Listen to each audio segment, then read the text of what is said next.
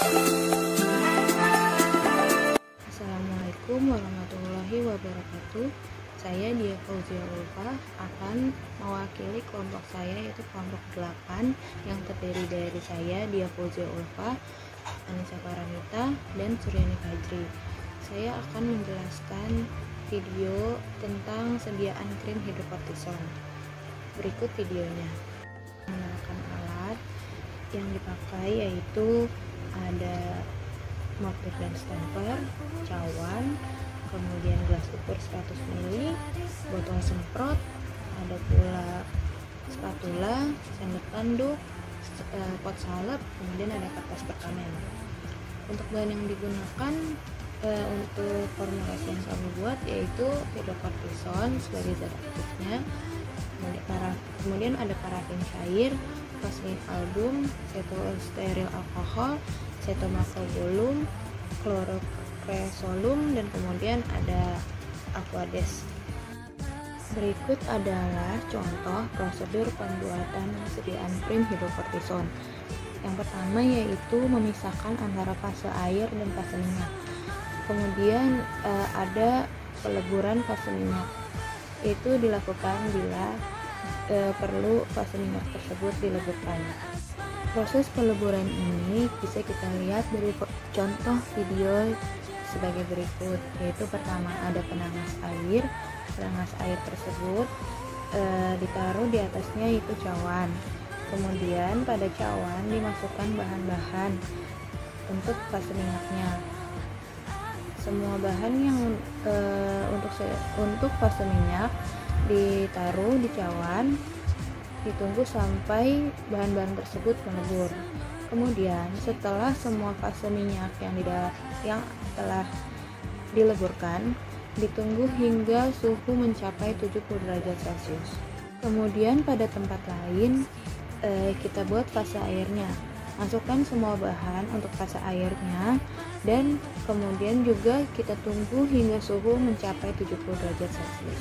Kemudian setelah fase air dan fase minyak mencapai 70 derajat Celcius, kita campurkan fase air ke dalam fase minyak dengan diaduk menggunakan magnetic stirrer. Jadi untuk contoh ini kita tidak menggunakan mortir dan stamper untuk mengadukannya. Nah, diaduk dengan bantuan magnetic stirrer sampai mencapai basis krim. Sini menggunakan 300 rpm dan ditunggu sampai mengental kira-kira 5 menit. Berikut yaitu contoh dari sediaan basis krim hidrokortison. Kemudian proses berikutnya adalah evaluasi sediaan. Pertama ada uji organoleptis. Di sini terdiri dari tekstur, bentuk, warna, dan bau. Kemudian ada uji daya sebar salep atau krim. Di sini kita menguji seberapa mudahnya sediaan yang kita buat pada saat diaplikasikan dan dioleskan ke kulit. Pertama kita siapkan cawan petri, dialaskan oleh kertas milimeter blok, kemudian tutupnya kita timbang, kemudian disiapkan setengah gram ditaruh di tengah-tengah kertas milimeter blok, dan tutupnya cawan petri tersebut kita taruh di atas sediaan yang akan kita uji tersebut yang sudah kita timbang. Kemudian ditutup secara perlahan dan jangan dilepaskan dari tangan. Kita lihat seberapa mudah krim tersebut menyebar. Kita tunggu selama 1 menit dan kita ukur diameter dari krim tersebut. Kemudian diberikan beban sebesar 50 gram di atas cawan tersebut.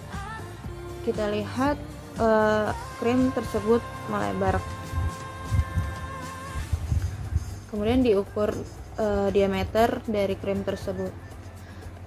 Lalu ditambah 50 gram lagi beban, kemudian ditambah lagi 50 gram tersebut, dihitung diameternya jadi 100 gram, kemudian ditambah lagi 50 gram beban, ditunggu 1 menit, kemudian diukur lagi diameternya sampai beban 150 gram.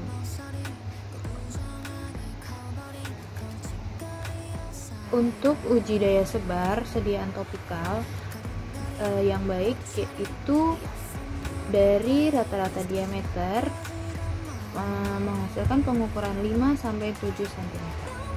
Dan ada uji daya lekat. Uji daya lekat ini digunakan untuk menilai bahwa sediaan salep atau krim kita dapat melekat kuat di kulit sehingga tidak dapat terhapuskan. Di sini kita menggunakan 2 objek gelas, kita letakkan di dalam rangkaian. Nanti kita taruh salep di tengah objek gelas tersebut.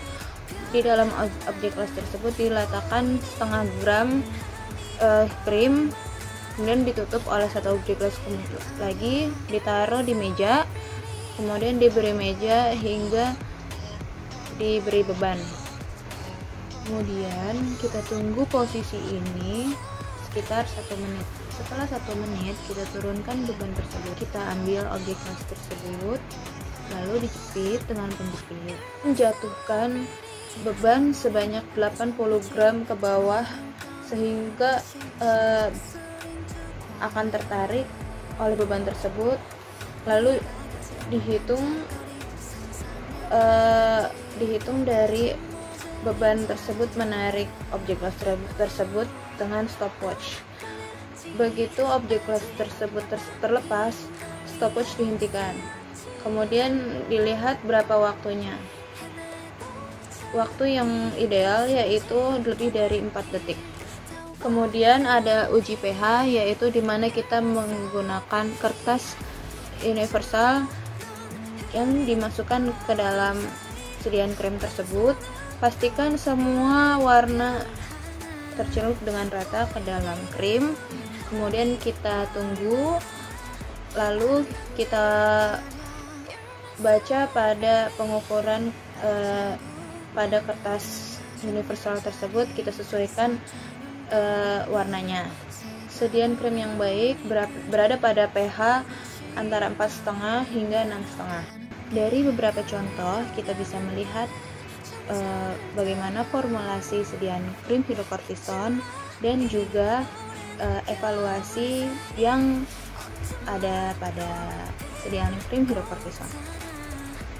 Dari contoh kami sekian, saya mengucapkan terima kasih. Wassalamualaikum warahmatullahi wabarakatuh.